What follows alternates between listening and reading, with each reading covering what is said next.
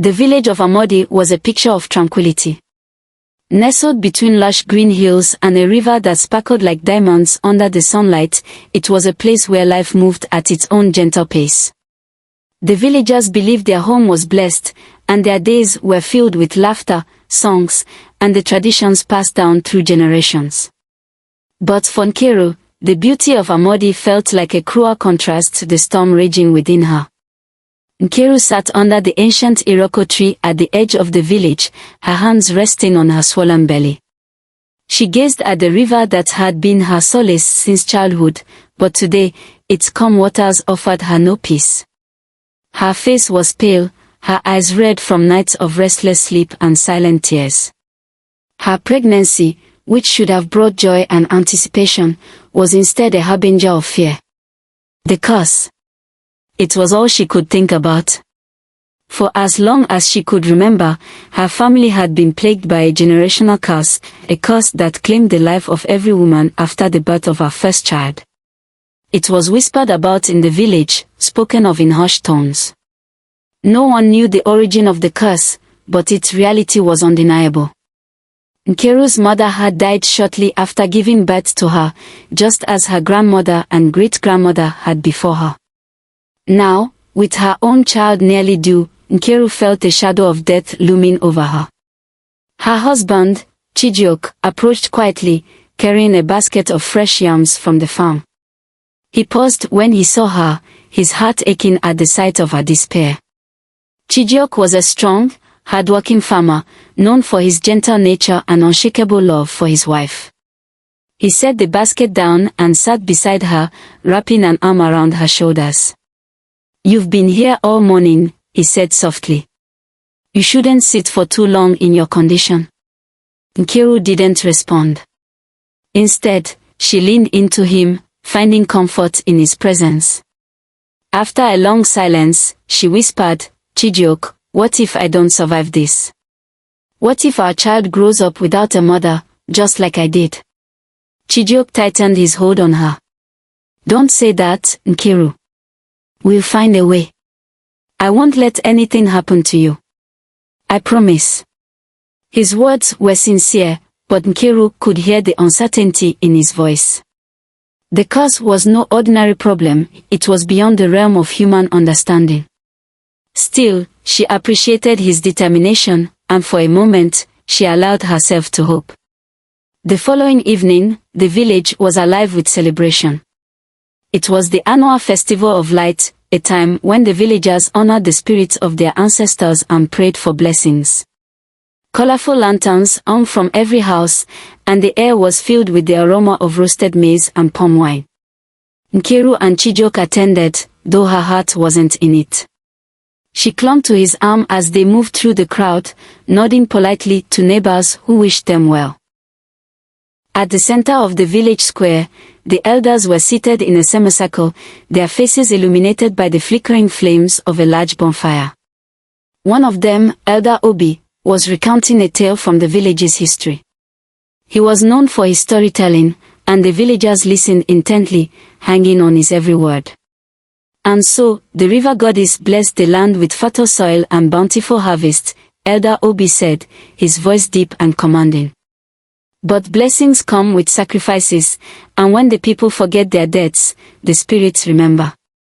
Nkiru felt a chill run down her spine. She had heard this story before, but something about the way Elder Obi spoke tonight felt different. As he continued, his tone grew more somber. "There was a time, long ago, when the people of Amodi made a grave mistake. A woman was wronged, her cries for justice ignored. Her anger turned to vengeance, and her spirit cursed those who betrayed her. That curse," his voice trailed off, and he looked directly at Nkiru, "still lingers." The square fell silent. Nkiru froze, her breath catching in her throat. She could feel the weight of his gaze, as if he were speaking directly to her. Chijioke noticed her trembling and placed a protective hand on her shoulder. "What does he mean?" she whispered, her voice barely audible. "I don't know," Chijioke replied, his brow furrowed. "But I intend to find out. After the festival ended, Chijioke approached Elder Obi while Nkiru waited nearby. The elder seemed reluctant to speak at first, but after some persuasion, he revealed a chilling truth. The curse on your wife's family, Elder Obi began, was not born of chance.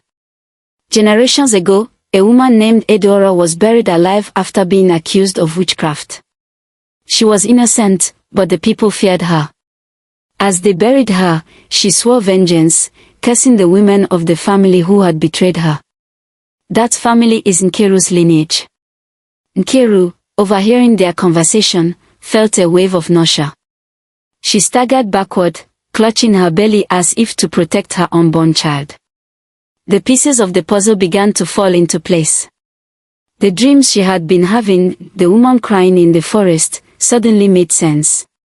It was Edeora. She was reaching out from beyond the grave. That night, Nkiru couldn't sleep. She lay awake, staring at the thatched roof of their hut, her mind racing with questions. As she finally drifted into an uneasy slumber, the dreams returned. In the dream, Nkiru found herself standing in a dark, misty forest. The trees were twisted and gnarled, their branches reaching out like skeletal hands. In the distance, she heard a faint sobbing. She followed the sound, her bare feet crunching on the forest floor. The sobbing grew louder until she came upon a clearing. There, sitting by a shallow grave, was a woman with long, disheveled hair. Her face was pale and tear-streaked, her eyes hollow. When she looked up, her gaze pierced Nkiru's soul. "Who are you?" Nkiru asked, her voice trembling. "I am Edeora," the woman replied, her voice a haunting whisper. "The curse you bear is my doing." "Why?" Nkiru demanded, tears streaming down her face. "Why punish us for something we didn't do?" Edeora's expression softened, and for a moment, she looked almost human. "I was wronged," she said. "But I see now that my anger has caused more harm than I intended. If you wish to break the curse, you must uncover the truth of my death and make amends." Before Nkiru could ask how, the dream began to fade. Edeora's voice echoed in her ears as she woke with a start. "The answers lie where the rivers meet. Go, and you will find what you seek." The next morning, Nkiru recounted her dream to Chijioke. Though skeptical at first, he couldn't deny the urgency in her voice. Together, they decided to embark on a journey to find the place where the rivers met, determined to uncover the truth and put an end to the curse once and for all. Little did they know, the path ahead would test their courage, love, and resolve in ways they could never have imagined. The morning sun rose over the village of Amodi, its golden light streaming through the cracks in the thatched roof of Nkiru and Chijioke's modest hut. Inside, Nkiru sat on the edge of their wooden bed, her hands trembling as she tied a bundle of belongings. Beside her, Chijioke fastened a leather pouch containing dried yams, water gourds, and a small knife. They were preparing for a journey neither of them fully understood, yet both knew was necessary. "Ikena is said to be the wisest seer in the land," Chijioke said, trying to reassure her. "If anyone knows how to break this curse, it's him." Nkiru nodded, though doubt lingered in her mind. The Akara forest, where the seer lived, was infamous in local folklore. Stories of travelers disappearing, strange creatures roaming the shadows, and an unnatural silence that swallowed all sound filled her with dread. But desperation outweighed fear. For her unborn child's future, and her own, she was willing to face whatever awaited them. As they left the village, the path quickly became rugged and overgrown. The once clear dirt road gave way to tangled roots and dense foliage, making progress slow and exhausting. Nkiru leaned heavily on Chijioke, her pregnant belly making the trek even more arduous. The forest was alive with the sounds of nature, birds chirping, leaves rustling in the breeze, and the distant calls of monkeys. Yet, as they ventured deeper, those sounds began to fade, replaced by an unsettling stillness. The air grew heavy, and the trees seemed to close in around them, their twisted branches forming a canopy that blocked out the sun. Do you feel that? Nkiru whispered, her voice barely audible. Chijioke nodded, his grip tightening on the knife tucked into his belt. Something isn't right. By midday, the unease had grown into full-blown tension. Strange occurrences began to follow them. A flock of birds suddenly took flight, their cries echoing unnaturally loud in the silence. An eerie animal call, unlike anything they had ever heard, sounded from somewhere deep in the woods. Shadows flickered at the edge of their vision, though when they turned, there was nothing there. "We should keep moving," Chijioke said, his voice firm but laced with worry. As the day turned to evening, dark clouds gathered overhead, and the first drops of rain began to fall. Within minutes, the rain became a torrential downpour, soaking them to the bone and making the forest path slick and treacherous. "There."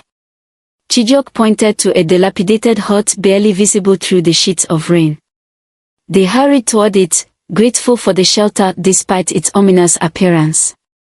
The hut was small and crumbling, its wooden walls warped and moss-covered. Inside, the air was damp and smelled of decay. Nkiru shivered as she sat on a rotting bench, her hands rubbing her arms for warmth.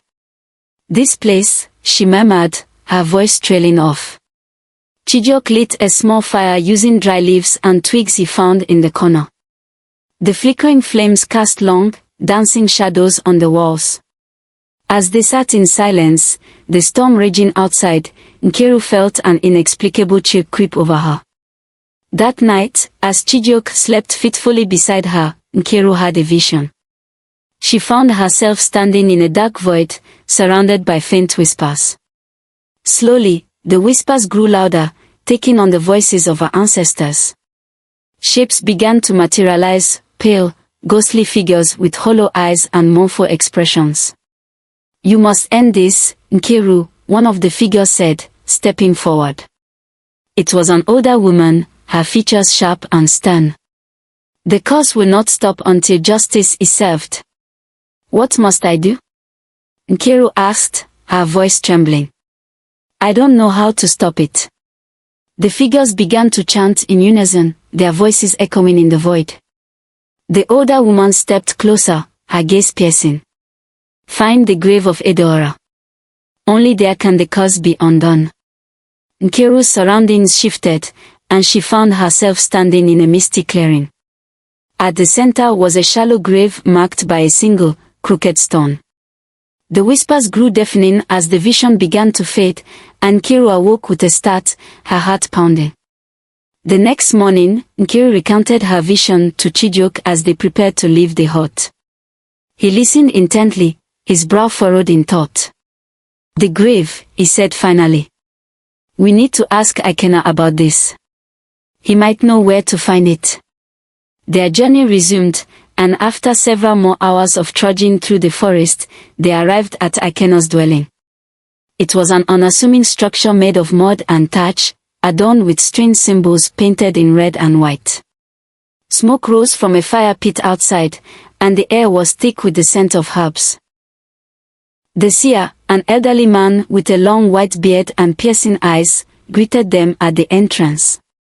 Despite his frail appearance, there was an aura of power about him. "You seek answers," Ikena said, his voice deep and resonant. "The spirits have spoken to me of your coming." Nkiru and Chijioke exchanged a glance, startled by his knowledge of their plight. Ikena gestured for them to enter, and they sat on woven mats while he prepared a concoction of herbs and powders.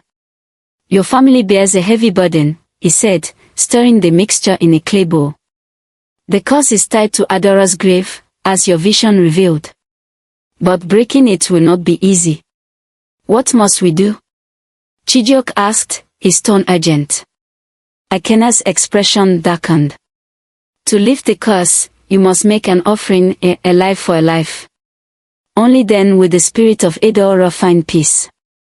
Nkiru's breath caught in her throat. "A life? Whose life?" "That," Ikena replied, "is for you to decide." The weight of his words hung heavily in the air, and for a long moment, no one spoke. The journey ahead seemed more daunting than ever, but Nkiru knew there was no turning back. As they left Ikena's dwelling, the seer's final words echoed in their minds. Remember, the forest holds many truths, but not all are easy to bear. Stay strong, for the path to redemption is fraught with peril. Hand in hand, Nkiru and Chijioke stepped back onto the forest path, the shadow of the curse looming over them. They had found a glimmer of hope, but the cost of breaking the curse threatened to tear them apart. The journey was far from over, and the trials ahead would test their love, courage, and resolve like never before. The Akara forest loomed before them like a living entity, its massive trees intertwined in a dense canopy that blocked out the sun. The air was thick with the earthy scent of moss and damp leaves, but beneath the vibrant greenery, a strange silence hung, unnatural and suffocating. Not even the rustle of animals or the chirping of birds could be heard, as though the forest itself was holding its breath. Nkiru and Chijioke stood at the edge of the forest, their hands tightly clasped. Despite her fear, Nkiru stepped forward, the weight of her unborn child pressing against her as if reminding her of why she had to continue. "This is the place," Chijioke said, his voice barely above a whisper. The couple ventured deeper into the forest, following the narrow trail that twisted and turned like a serpent. The oppressive silence seemed to grow heavier with every step, and an eerie sense of being watched sent shivers down their spines. The forest was alive, but not in a way they could understand. After hours of walking, they reached a clearing where a small shrine stood. The shrine was built of weathered stones, and strange symbols were etched into its surface. Smoke rose from a clay pot, filling the air with the pungent aroma of burning herbs. Ikena emerged from the shadows, his aged form blending with the ancient trees. His eyes, sharp and knowing, fixed on Nkiru. "You have arrived," he said. "The spirits have guided you here, but your journey is far from over." Nkiru hesitated. "You said the curse is tied to Oloko. What happened to her?" Ikena gestured for them to sit on the ground as he began to recount the tragic tale. Generations ago, Oloko was a healer, known for her wisdom and kindness. But envy and fear grew among the villagers, for her knowledge of herbs and spirits was unmatched. They accused her of witchcraft, claiming she brought misfortune to the land. One night, they dragged her to this very forest and buried her alive. As the soil covered her, she cursed those who wronged her, vowing that their descendants would suffer as she had. The curse was tied to her grave, her anguish forever imprinted in the soil of this forest. Nkiru felt her heart sink as she listened. The weight of her ancestors' sins pressed heavily on her shoulders. "How do we find her grave?" Ikena leaned forward, his expression grave. "The grave lies hidden, its location obscured by time and the spirit's will. To find it, you must enter the dream realm, where the veil between the living and the dead is thin. Only there can you confront Oloko and uncover the truth." The seer began to prepare a potion using herbs and powders from his pouch. He crushed the ingredients with precision, muttering incantations under his breath. When the mixture was ready, he handed the clay bowl to Nkiru. "This potion will send you into a deep sleep," Ikena explained. "In the dream realm, you will face your greatest fears. Be strong, for only by confronting them can you prove your worthiness to live and break the curse." Nkiru hesitated, her hands trembling as she took the bowl. Chijioke placed a reassuring hand on her shoulder. "You can do this," he said softly. "I'll be right here when you wake up." With a deep breath, Nkiru drank the potion. The taste was bitter, and a wave of dizziness washed over her. The world around her began to blur, the edges of reality dissolving until she was enveloped in darkness. When Nkiru opened her eyes, she was no longer in the forest. She stood in a ghostly version of her village, shrouded in mist. The houses were intact but appeared faded, as though they were memories rather than physical structures. The air was cold, and the only sound was the distant wailing of a woman. She followed the sound, her footsteps echoing unnaturally on the empty streets. The wailing grew louder, leading her to the village square. There, she saw a figure kneeling by a shallow grave. The woman's hair was disheveled, her face pale and streaked with dirt and tears. "Oloku," Nkiru whispered, recognizing her from the visions.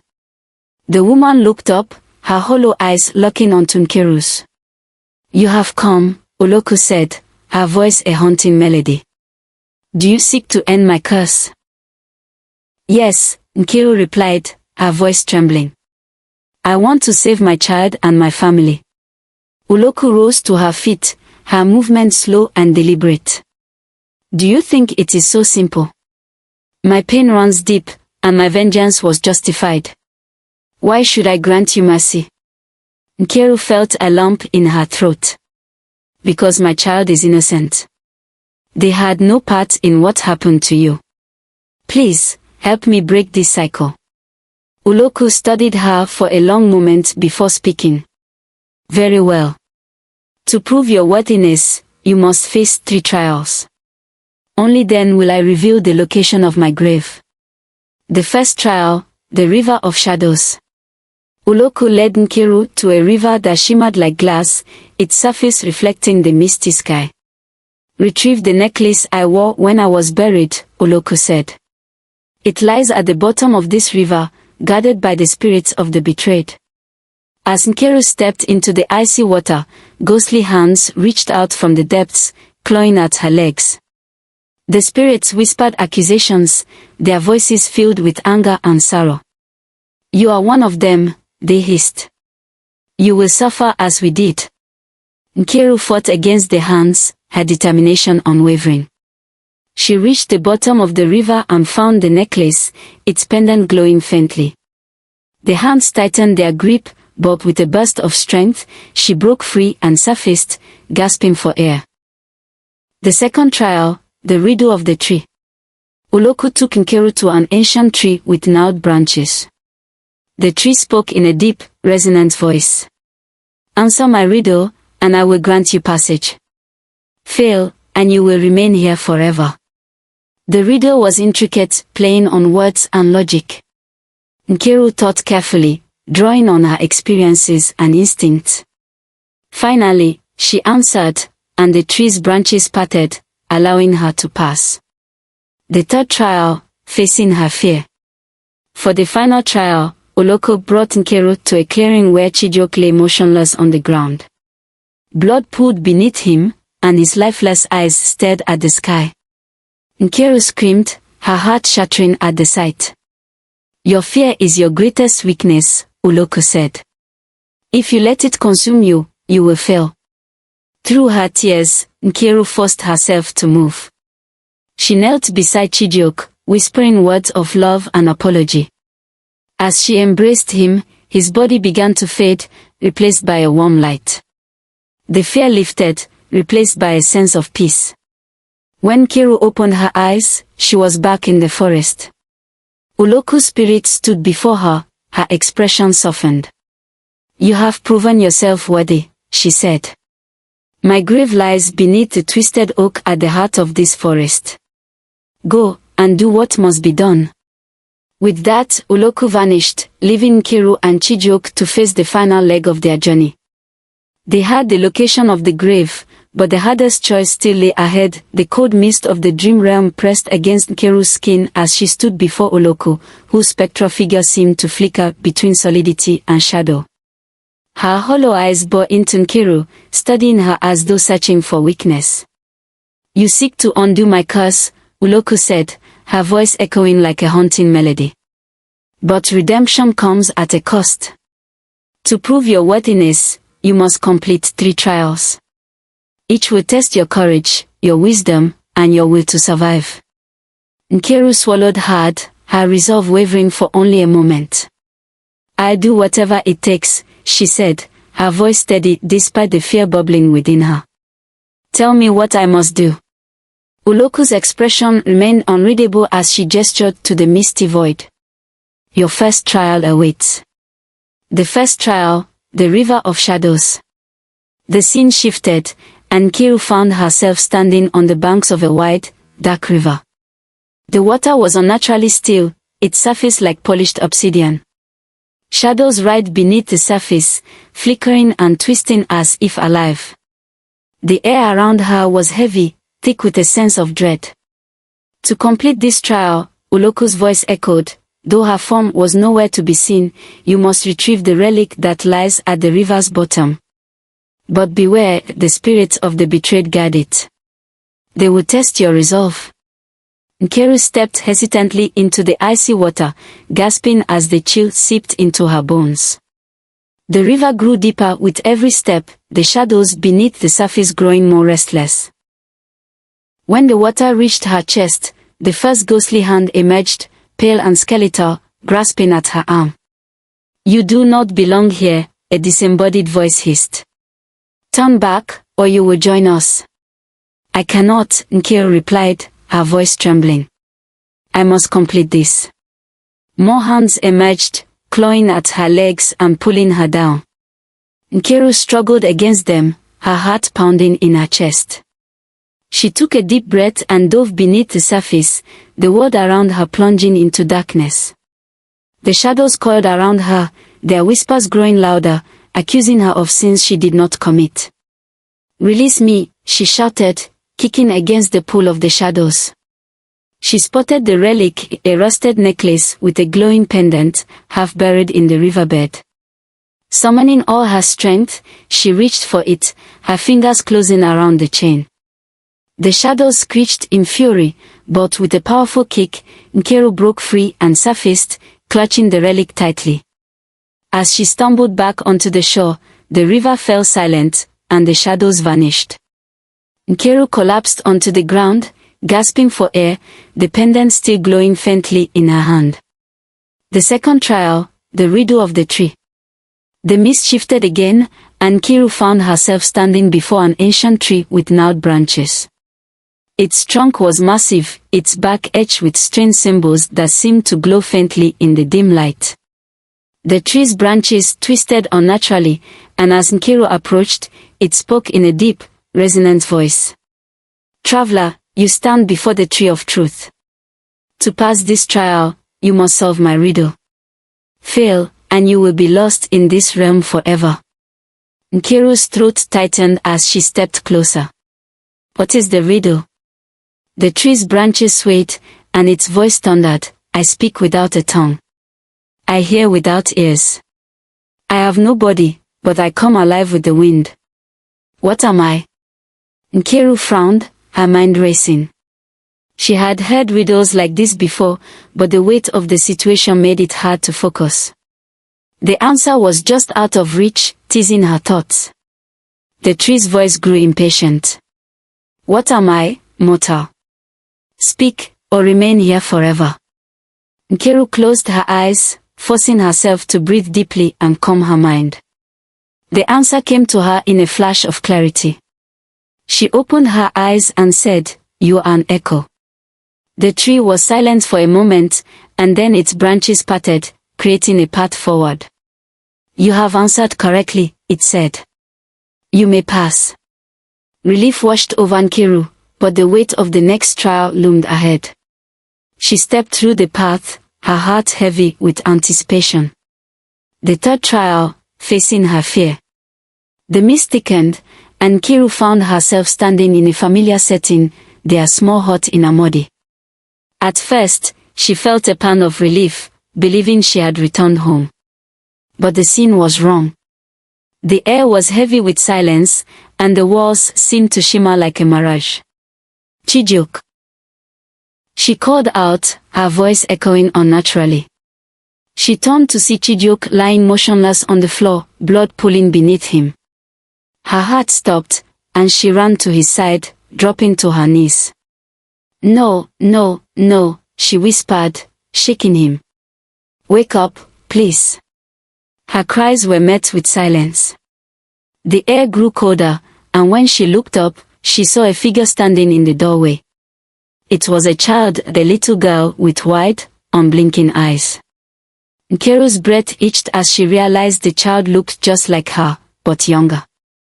Why did you let us die? The child asked, her voice cold and accusing. Nkiru's chest tightened, tears streaming down her face. I didn't, I tried to save you. I'm trying now. The child stepped closer, her gaze unrelenting. You're not strong enough. You'll fail, just like the others. Nkiru's fear threatened to consume her, but something deep within her refused to let go. She clenched her fist and rose to her feet, her voice firm. I won't fail. I will save my family, no matter what it takes. The child and Chijioke's lifeless body dissolved into mist, and the room melted away. Nkiru stood in a void, her resolve burning brighter than ever. The revelation. The mist began to clear, and Oloko appeared before her once more. Her expression was no longer cold and accusing but filled with a quiet sorrow. You have passed the trials, Oloko said, her voice soft. You have proven your worthiness. My grave lies beneath the twisted oak at the heart of this forest. Go there, and you will find what you seek.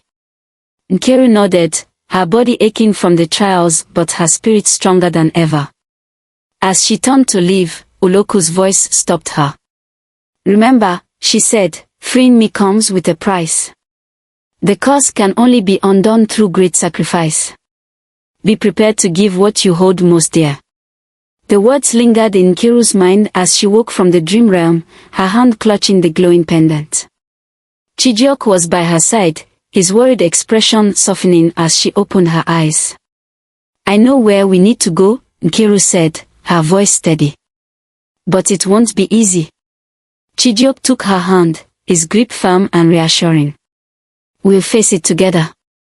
As they set out toward the heart of the forest, the weight of Oloko's warning hung heavily over them. The final trial was yet to come, and the price of redemption remained uncertain. The heart of the Akora forest was a place untouched by time.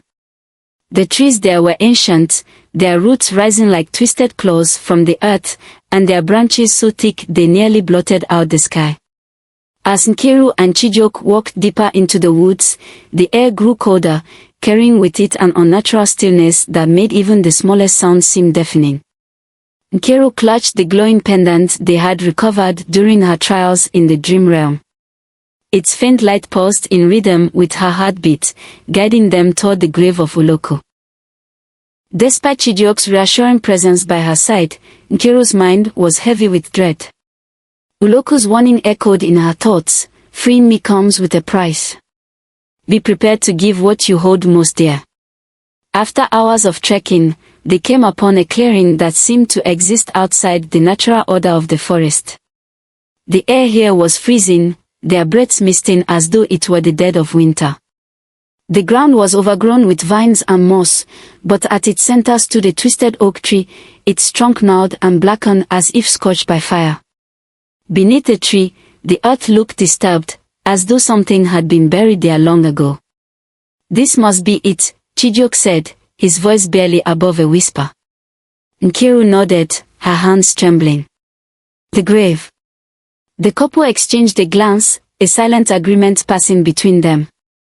They began to dig, using their hands and a sharp stick Chijioke had fashioned earlier. The ground was hard and unyielding, as though it didn't want to give up its secrets.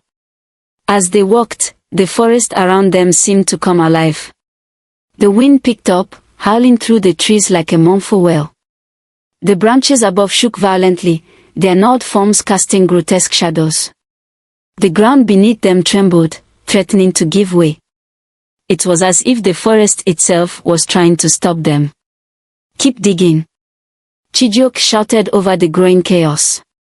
Nkiru pressed on, her fingers bleeding as she clawed at the dirt. Finally, her hand struck something solid. She pulled away the remaining soil to reveal a wooden box, its surface cracked and rotting. Together, they lifted it out of the grave, and as they did, the ground fell silent. The forest stilled, the oppressive energy replaced by an eerie calm. Chijioke pried the box open, and inside, they found an old necklace. It was identical to the one Nkiru had retrieved from the river, its pendant shaped like a coiled serpent. The moment the necklace was exposed to the air, a cold gust of wind swept through the clearing, and a figure began to materialize before them. Uloku's spirit stood tall and imposing, her translucent form shimmering with an otherworldly glow.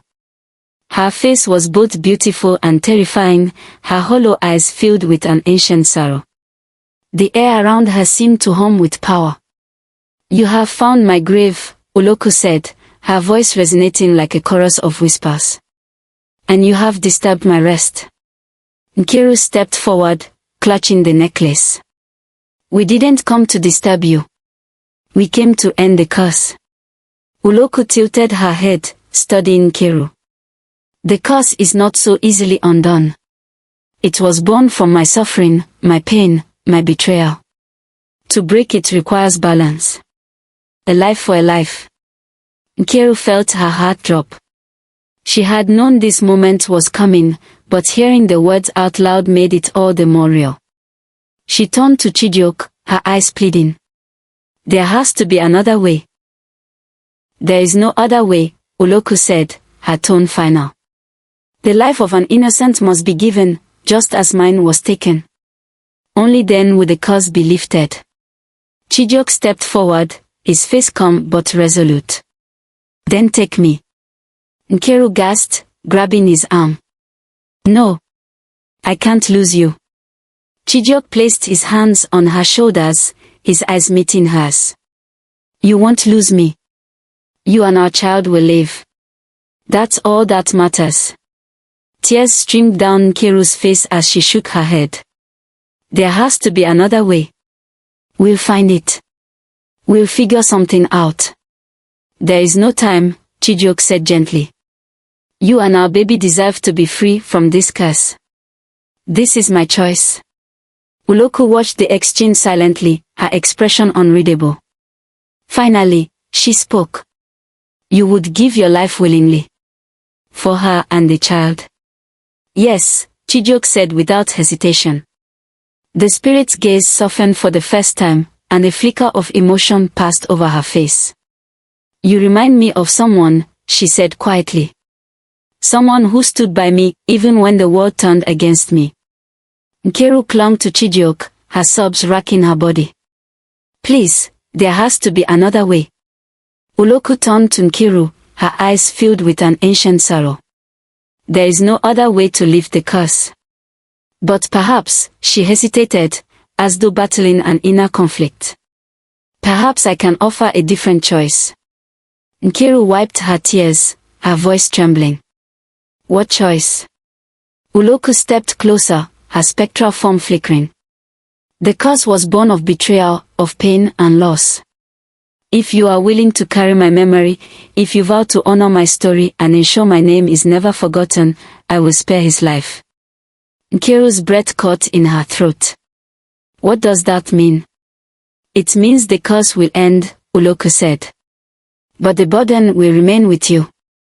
You must bear my sorrow, my pain, so that it does not pass to your child. Will you carry this weight?" Nkiru didn't hesitate. "Yes. I'll do it." Chijioke grabbed her hand. "Nkiru, are you sure? You've already been through so much." She turned to him, her gaze steady despite the tears in her eyes. "I won't let you die. We'll face this together." Uloku nodded, her expression softening. "So be it." The spirit raised her hands, and a soft glow enveloped Nkiru. A wave of emotion washed over her, grief, anger, betrayal, but also a deep, abiding sense of love and justice.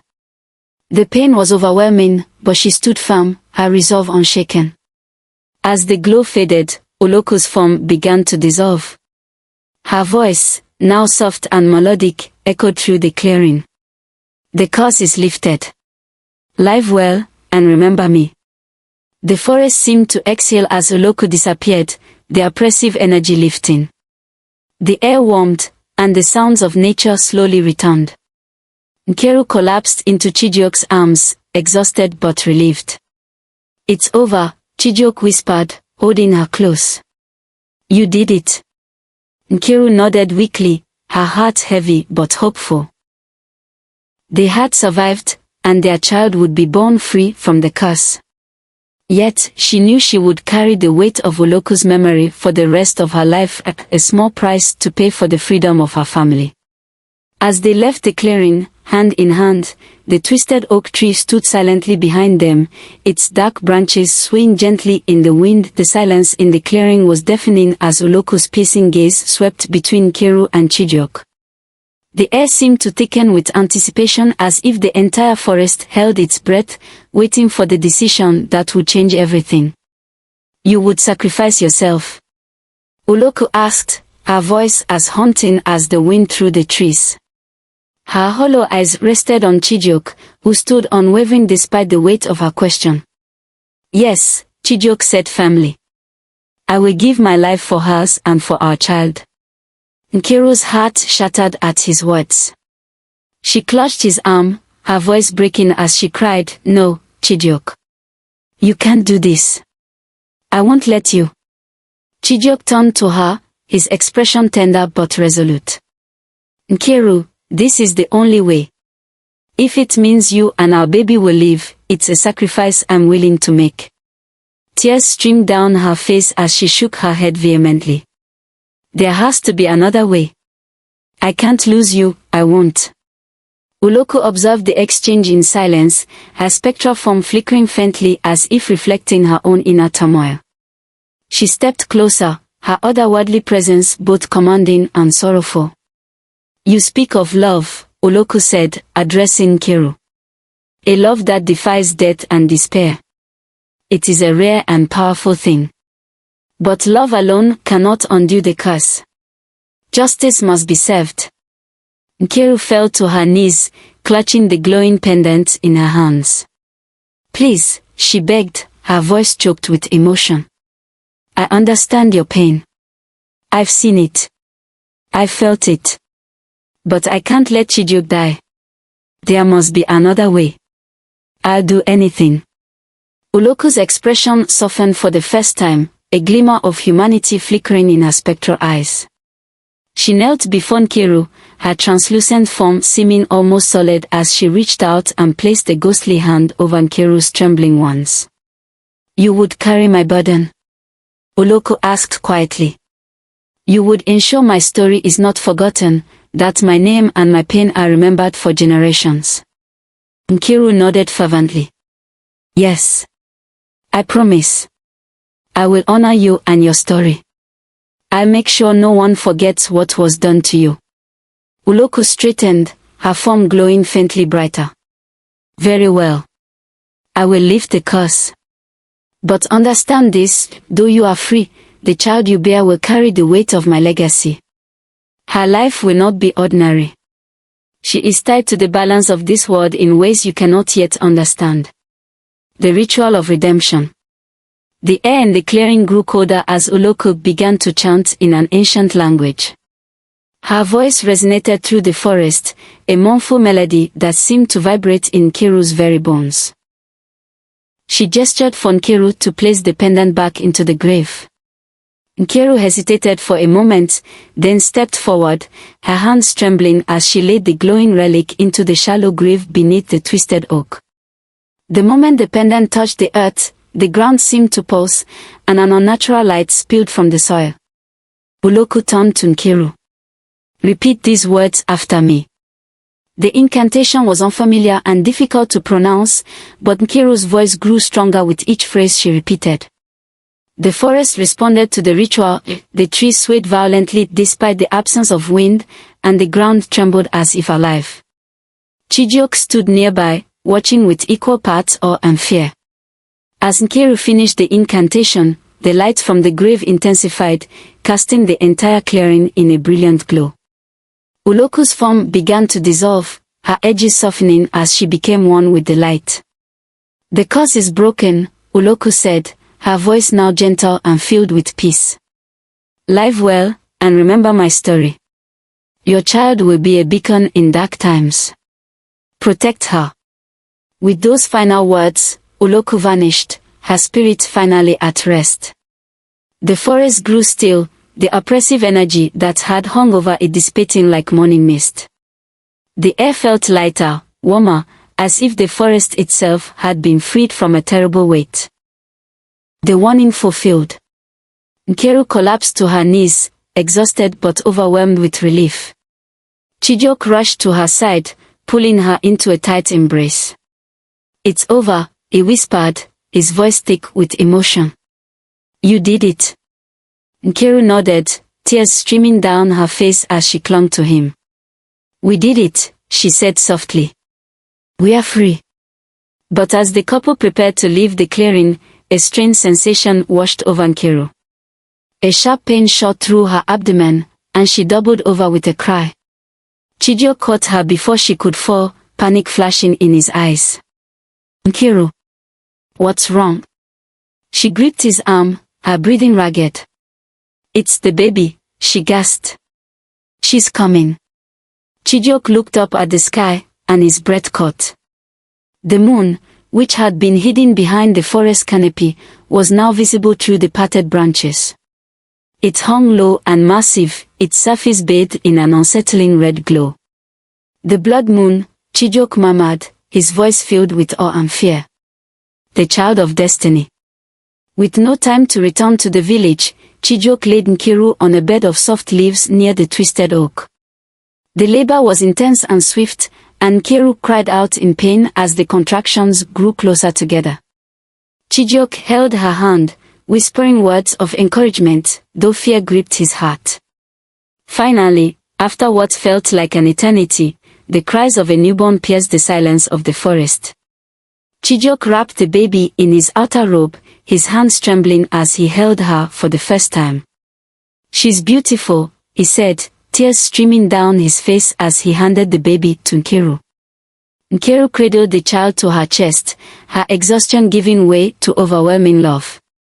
But as she looked down at her daughter, she noticed something unusual. A faint, shimmering mark shaped like a coiled serpent adorned the baby's chest, glowing softly in the moonlight. Chijioke noticed it too, his brow furrowing. "What does it mean?"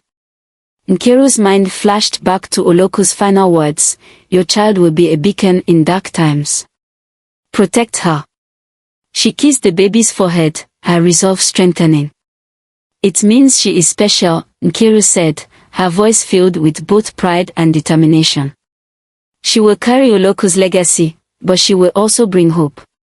As the blood-red moon bathed the forest in its eerie light, the couple held their daughter close, vowing to protect her no matter what challenges lay ahead.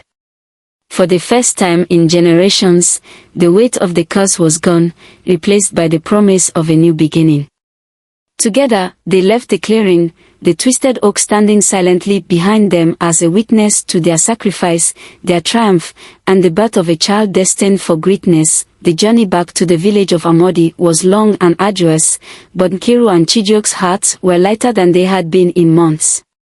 Nkiru cradled her newborn daughter, Obianuju, in her arms. Despite her exhaustion, her gaze was filled with love and awe. The baby girl had a calm yet curious demeanor, her bright eyes seeming to take in the world as if she already understood its mysteries. But it was the mark on Obianuju's chest that held Nkiru's attention most. The faint outline of a coiled serpent shimmered softly, a reminder of the trials they had endured and the promise Nkiru had made to Oloku. The celebration. When they finally arrived in Amodi, the villagers rushed to greet them. Word had already spread of their journey to lift the generational curse, and the sight of Nkiru alive with her newborn child filled the villagers with wonder and joy. The air buzzed with celebration as drums were beaten, songs were sung, and families gathered to share in the momentous occasion. Elder Obi approached them, his weathered face softened by a rare smile. "You have done what no one thought possible," he said, placing a hand on Nkiru's shoulder. "The curse is broken, and your family is free. You have given this village a story of hope that will be told for generations." Nkiru smiled gratefully but remained quiet. She could still feel the weight of Oloku's warning pressing on her heart. Though the curse was gone, she knew that Obianuju's life would be far from ordinary. Strange signs. As the days turned into weeks, Nkiru began to notice peculiar things about her daughter. Animals, particularly birds, seemed drawn to Obianuju. Sparrows perched near their hut, their chirping unusually soft and rhythmic, as if they were singing lullabies. A snake was once spotted curled peacefully near the doorstep, but it slithered away the moment Nkiru stepped outside with Obianuju in her arms. Even more unsettling was the child's connection to the forest. Whenever they passed the edge of the village, Obianuju would stretch her tiny hands toward the trees, babbling softly as though calling out to something only she could see. Nkiru tried to dismiss these occurrences as coincidences, but the unease in her chest only grew. One night, as she lay in bed beside Chijioke with Obianuju sleeping soundly between them, Nkiru was visited by a dream. In the dream, she stood in the clearing where Oloku's grave had been. The twisted oak loomed above her, its branches swaying despite the absence of wind. Oloku's voice echoed around her, soft yet commanding. "Protect her, Nkiru. Her path will not be easy. The balance of this world rests on her shoulders. Guide her with love, and teach her the strength she will need." Nkiru woke with a start, her breath coming in quick gasps. Chijioke stirred beside her, his brow furrowed. "What is it?" he asked groggily. She shook her head, brushing a hand over Obianuju's sleeping form. "Nothing. Just a dream." But in her heart, Nkiru knew it was more than that. Oloku's warning was clear, Obianuju was special, and her life would carry great significance. A growing awareness. As Obianuju grew, her unique nature became even more apparent. By the time she was 3, she had developed an uncanny ability to sense the emotions of those around her. If someone was sad, Obianuju would toddle over to them and place a comforting hand on their knee, her presence soothing as though she understood their pain. The villagers whispered about her in hushed tones, some in awe and others in fear. "She's blessed," some said. "A gift from the spirits." Others muttered darker thoughts, recalling the serpent-shaped mark on her chest.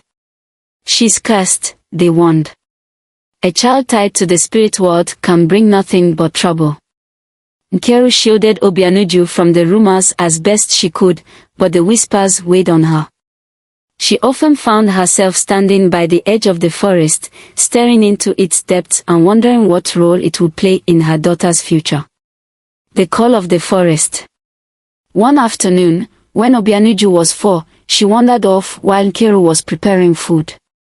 Panic gripped Nkiru when she realized the little girl was missing. She and Chijioke searched the village, calling her name, but there was no sign of her. Then, Nkiru's heart froze as she noticed tiny footprints leading toward the forest. She rushed into the trees, calling out desperately. "Obianuju! Where are you?" She found her daughter in a small clearing, sitting calmly on a moss-covered stone. Around her, animals had gathered, a hare, a pair of sparrows, and even a small fox. They watched her quietly, as though awaiting her command. When Nkiru burst into the clearing, the animals scattered, disappearing into the underbrush. "Obianuju!" Nkiru cried, scooping the girl into her arms. "You can't wander off like that." Obianuju tilted her head, her wide eyes filled with curiosity. "Mama, the forest talks to me." Nkiru's breath caught. "What do you mean, child?" "It whispers," Obianuju said, her voice soft but certain. "It says it needs me. Vowing to protect." That night, Nkiru lay awake, staring at the thatched roof of their hut. Oloku's voice from her dreams replayed in her mind, "Protect her. Teach her strength." She turned to Chijioke, who was watching her with concern. "She's different," Nkiru said quietly. "The villagers see it. The forest knows it. And I can feel it." Chijioke nodded, his hand finding hers. "Whatever she is meant to do, we'll be here for her. We'll protect her and guide her. That's all we can do." Nkiru squeezed his hand, her resolve solidifying. "She's our daughter, Chijioke. No matter what comes, we raise her with love and strength. We owe her that. Destiny awaits." As the years passed, Obianuju grew into a bright and compassionate child, her bond with the natural world deepening. Nkiru and Chijioke taught her about the value of kindness and courage, preparing her for a life that would undoubtedly be filled with challenges. The villagers continued to whisper, but Nkiru no longer cared. She had made a promise to Uloku and to her daughter, and she intended to keep it. Whatever destiny awaited Obianuju, Nkiru knew she would face it with the strength of her family behind her. One evening, as the sun set over the village, bathing the land in hues of gold and crimson, Nkiru stood at the edge of the forest with Obianuju by her side. The little girl reached up to hold her mother's hand, her gaze fixed on the trees. "Will I always belong to the forest, Mama?" Obianuju asked. Nkiru knelt down, brushing a strand of hair from her daughter's face. "You belong to yourself, Obianuju. But the forest is part of you, just as you are part of it. One day, you'll understand what that means." Obianuju smiled, and in that moment, Nkiru felt a surge of pride and love. Her daughter's life was tied to something greater than herself, but she knew Obianuju would face it with courage and grace. As the first stars appeared in the night sky, Nkiru and Obianuju walked back to their home, hand in hand, ready to face whatever the future would bring.